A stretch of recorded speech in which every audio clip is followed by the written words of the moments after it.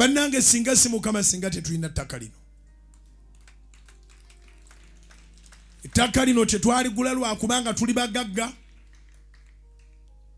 Tetwaligula actually.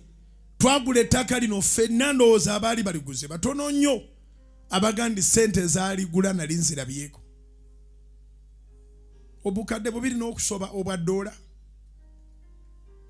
Twagatta mpola mpola ow'emmeko wa $1 emu ow'ekitundu kya $. Naye ng'ate twali tusonda nga mu Kampala mulimu abasobola okusasula cash. Ate nga tebasasula cash nga basasula zetugulawo. Basasula n'okwongeramu nga bongeramu.